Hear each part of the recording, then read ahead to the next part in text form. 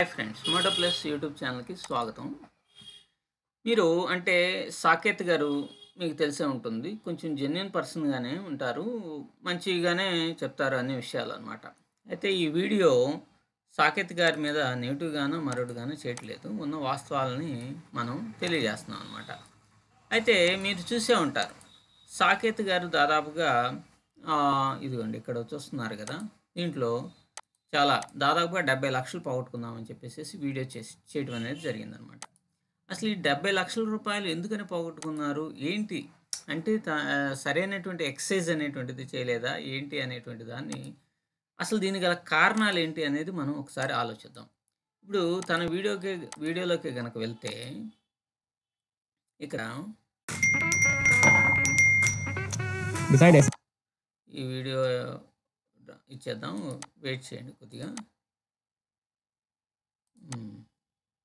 ఇక్కడ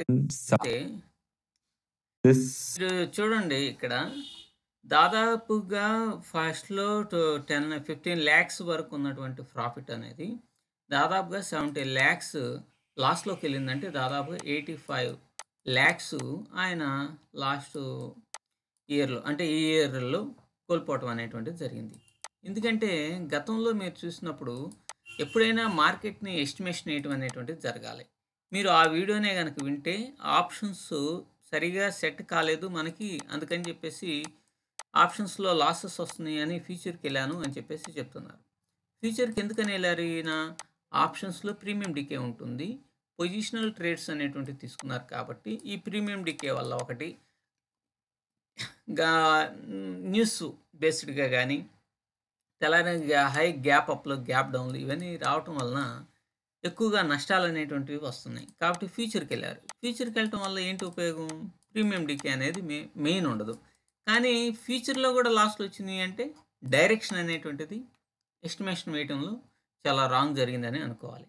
సహజంగా ఈయన వచ్చేసి మరి బాంబే, ఢిల్లీ అటువంటి చోట కూడా పెద్ద పెద్ద 5 స్టార్ హోటల్స్లో సెమినార్స్ ఇవన్నీ కూడా ఇస్తూ ఉంటారు. మరి ఇచ్చేసేసి ఎంతోమందిని గైడ్ చేసేటువంటి వ్యక్తి ఒక సంవత్సరంలో 70 లక్షల రూపాయలు పోగొట్టుకున్నారు అని అంటే, మరి అసలు సంవత్సరం మొత్తం మీద ప్రాఫిట్సే లేకపోతే సరే, వీళ్ళకంటే ఎక్కువగా డబ్బులు ఉన్నాయి, చాలా ఉన్నాయి కాబట్టి వాళ్ళు లైఫ్ని లీడ్ చేస్తారు. కానీ కామన్ ట్రేడర్ ఎట్లా చేయాలి? కామన్ ట్రేడర్ ఎలా చేయాలి? మరి సంవత్సరం మొత్తం మీద ఒక కామన్ ట్రేడరు ట్రేడింగ్ మీదే డిపెండ్ అయి ఉంటే, సంవత్సరం మొత్తం మీద లాస్లు వస్తానే ఉంటే ఇక అతని యొక్క పరిస్థితి ఏంటి? ట్రేడింగ్ని ఆపేసేయాలా? ట్రేడింగ్ నుంచి మానుకోవాలా ఏంటి? ఇది యాక్చువల్గా ఈయనకి ఎందుకని ఇట్లాంటి ఇది జరిగిందో నేను ఒకసారి ఎక్స్ప్లెయిన్ చేస్తాను. ఫస్ట్ థింక్ ఏంటంటే స్టాప్ లాస్లను పెట్టకపోవటం. నువ్వు పొజిషనల్ ట్రేడ్స్ తీసుకో, స్ట్రాడిల్స్ అయ్యి స్ట్రాంగిల్స్ ఏనా అయ్యిగాక మీరు ఖచ్చితంగా స్టాప్ లాస్లు అనేటువంటిది మెయింటైన్ చేయాలి. స్టాప్ లాస్ మెయింటైన్ చేయకపోతే అది హ్యూజ్ డ్యామేజ్ అయ్యేటువంటి అవకాశం ఉంటుంది. ఫర్ ఎగ్జాంపుల్గా నిఫ్టీ 50 ఉంది. నిఫ్టీ 50లో ఎడదాకా పడేసేసి ఇక్కడ సపోర్ట్ ఉందలే అనే ఉద్దేశంతో ఇక్కడ సి పొజిషన్స్ని తీసుకున్నారనుకోండి, అట్లా ఇచ్చి మరలా పడుతుంది, స్టాప్ లాస్ లేదు కదా, ఇక్కడ ఏడన్నా స్టాప్ లాస్ పెట్టుకుంటే ఈ స్టాప్ లాస్ హిట్ అయిపోయేది, లిమిటెడ్ లాస్ అనేటువంటిది ఉండేది.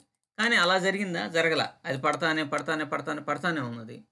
సో మంత్లీ ఎక్స్పైరీస్లో ఎక్కువగా తీసుకుంటారు ఈ ప్రొఫెషనల్ ట్రేడర్స్ కాబట్టి ఇక్కడికి వచ్చేసరికి వాళ్ళ క్యాపిటల్ మొత్తం కూడా ర్యూన్ అయ్యేటువంటి ప్రమాదం ఉందన్నమాట.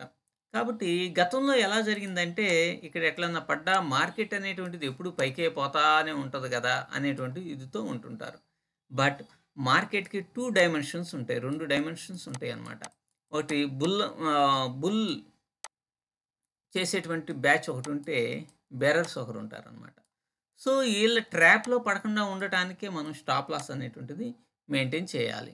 ఈ స్టాప్ లాస్ని మెయింటైన్ చేయలేకపోవడం వల్లనే ఇలా జరగటం జరిగింది. మరి ఆప్షన్స్లో అంత నాలెడ్జ్ ఉండి సెల్లింగ్ చేస్తూ ఉన్నప్పుడు ఆప్షన్ ప్రీమియం వీళ్ళకి కలిసి రావాలి కదా.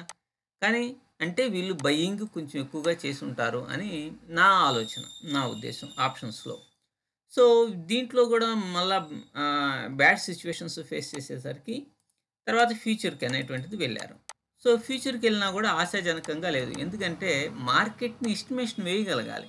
మార్కెట్ని ఎస్టిమేషన్ కనుక వేయలేకపోతే ఖచ్చితంగా ఫెయిల్యూర్స్ అనేటువంటివి ఎక్కువగా జరుగుతాయి. ఓవరాల్‌గా 1 ఇయర్ మొత్తం మీద 70,00,000 లాస్ అంటే చాలా ఎక్కువ లాసే. వాళ్ళ క్యాపిటల్‌లోనే దాదాపుగా 30% వరకు లాస్ అయ్యారు మీరు గనక చూస్తే. అంటే మార్కెటు ఎలక్షన్స్ రోజు అంటే జూన్ 4 తేదీన ఇక్కడ కొంచెం లాస్ వచ్చిందన్నారు. మళ్ళా ఆ నెక్స్ట్ డేనే రికవరీ అయిపోయింది. సో, స్టాప్ లాస్‌లు అనేటువంటివి పెట్టలేదు. ఇక్కడ పానిక్ తోటి వాళ్ళు స్క్వేర్ ఆఫ్ చేసుంటారు. ఆ తర్వాత మళ్ళా పెరిగింది. ఆ తర్వాత కూడా నష్టాలు వాటిల్లుతూనే ఉన్నాయి. కాబట్టి ఎప్పుడైనా సరే ఒక ట్రేడర్‌కి ఉండాల్సింది స్టాప్ లాస్ మెయింటెన్స్ అనేటువంటిది చాలా అంటే చాలా ముఖ్యం. మీరనుకున్నట్టుగా గతంలో స్టాక్ మార్కెట్‌లో మంచి ప్రాఫిట్స్ ఎట్లన్నా జరిగినాయేమో గానీ, ఇప్పుడున్నటువంటి పరిస్థితుల్లో జరిగేటువంటి అవకాశాలు లేవు. కాబట్టి ఎప్పుడైనా సరే మనం ఒక పొజిషన్ అనేటువంటిది తీసుకుంటే, అది ఇంట్రాడే వరకే చూసుకుంటే చాలా ఇప్పుడున్నటువంటి కాలంలో బెస్ట్ అనమాట. ఎందుకంటే ఇంట్రాడేలో నువ్వు ఖచ్చితంగా స్టాప్ లాస్ అనేటువంటిది పెడతావు. అందులోనూ నువ్వు ఆప్షన్స్ చేస్తున్నప్పుడు చాలామంది ట్రేడర్స్‌కి ఎందుకనో నేను చాలా మందితో మాట్లాడాను గానీ, వాళ్ళు స్టాప్ లాస్ పెట్టడంలో ఫెయిల్ అయిపోతా ఉన్నారు. కాబట్టి ఈ విధంగా జరుగుతుంది. అందులోనూ సాకేత్ గారికి ఇది 54% సక్సెస్ ఉంటే, దీని ద్వారా వచ్చినటువంటి మనీ అనేటువంటిది 20,00,000 అట్లా ఉంటే, 46% ఫెయిల్యూర్స్ ఉంటే, దాంట్లో వచ్చిన దగ్గర దగ్గర 90,00,000 అట్లా ఉన్నది. అంటే దాని అర్థం ఏంటి? మీరు సరైనటువంటి రిస్క్ రివార్డ్‌ని మెయింటైన్ చేయలేదు. అంతే గదా! రిస్క్ అండ్ రివార్డ్‌ని సక్రమంగా మెయింటైన్ చేయలేదు. అలాగే ఫెయిల్యూర్ అయినప్పుడు హ్యూజ్ లాస్ వచ్చింది అనంటే, మీరు స్టాప్ లాస్‌ని పెట్టకుండా మీరు ట్రేడ్ అనేటువంటిది చేసుంటారు. కాబట్టి మీరు ఎవరినైనా సరే, ఇక్కడ మన తెలుగు కమ్యూనిటీలో గాని, ఇండియన్ మొత్తం మీద గాని ఎక్కడైనా సరే గ్రేట్ ట్రేడర్స్ అనేటువంటి వాళ్ళెవరు ఉండరు. సహజంగా మార్కెట్స్ మనకు అనుకూలంగా ఉండి ఒక రేంజ్‌లోనే పోతా ఉన్నప్పుడు, మనం ఏది చేసినా గూడా మనకు కలిసొస్తది. కానీ ఇట్లాంటి మల్టిపుల్ రిజెక్షన్స్ ఉన్నప్పుడు మన యొక్క ట్రేడర్ యొక్క స్కిల్ అనేటువంటిది అక్కడే బయటపడుతుందనమాట. అయితే సాకేత్ గారు చాలా హ్యాపీగా, హుందాగా, అద్భుతంగా ఆయన ఆహ్, ఆయన వీడియో అనేటువంటిది ఎక్స్‌ప్లెయిన్ చేశారు. బట్ కొంతమంది ఏందంటే ఏడుస్తూ మేము ఈ విధంగా అది ఇది అని చెప్తా ఉంటారు. మార్కెట్‌ని ఎస్టిమేషన్ అనేటువంటిది వేయగలగాల. చార్ట్‌లను బాగా అనాలిసిస్ చేయగలగాల. ఇంట్రాడే ట్రేడింగ్ అనేటువంటిది చేయాల. ఆ ఇంట్రాడే ట్రేడింగ్‌లో స్టాప్ లాస్‌లు అనేటువంటిది మెయింటైన్ చేయాల. ఇవి లేకపోవటం వల్లనే పెద్ద పెద్దోళ్ళు గూడా మీకు అర్థమైపోతుందిగా స్టాప్ లాస్‌లు మన తెలుగు కమ్యూనిటీలో గూడా ది గ్రేట్ బ్రదర్స్ గూడా కొన్ని కోట్ల రూపాయలు ఎందుకు నష్టపోయారు? వాళ్ళు కూడా 70, 80 లక్షల దాకా నష్టపోయారు గదా! ఒకానొక రోజే ఒక ₹1,00,00,000 నష్టపోయానని చెప్పేసి ఒక వీడియోలో చెప్పారు. కాబట్టి ఈ సరైనటువంటి విధంగా వాళ్ళు మీకంటే డబ్బులున్నాయి గాబట్టి ఎట్లాగో చేసుకుంటూ ఇది అవుతున్నారు. కానీ మీకంటే ప్లాన్డ్‌గా వాళ్ళే ఉండరు. ఎవరైనా సరే ఈ స్టాక్ మార్కెట్ యొక్క ఊబిలో పడితే గిలగిలా కొట్టుకోవాల్సిందే. కాబట్టి చాలా జాగ్రత్తగా స్టాక్ మార్కెట్‌తో వ్యవహరించాలి. వాడేదో గొప్ప, ఈడేదో తక్కువ అనేటువంటిదేం ఉండదు. అందరికి ఉండేటువంటి సైకలాజికల్ స్ట్రెస్ ఇయన్నీ గూడా సాకేత్‌కైనా ఒకటే, బ్రదర్స్‌కైనా ఒకటే, పవర్ ఆఫ్ స్టాక్స్ సుభాషిష్ పానీకైనా ఒకటే, ఎవ్వరికైనా ఒకటే. దాని నుంచి బయటికి వచ్చినటువంటి వాడే సక్సెస్ అవుతాడు. ప్రతిసారి బయటికి ఒక్కోసారి నష్టాలనేటువంటివి వస్తా ఉంటాయి. కానీ హ్యూజ్ నష్టాలు వచ్చినియి అనంటే అచ్చు బొమ్మ ఆడినట్టే లెక్కనమాట. దీన్ని బేస్ చేసుకొని ట్రేడర్స్ జాగ్రత్తగా వ్యవహరించాలనేటువంటి ఉద్దేశంతోనే ఈ వీడియో అనేటువంటిది చేస్తున్నాను. Thank you.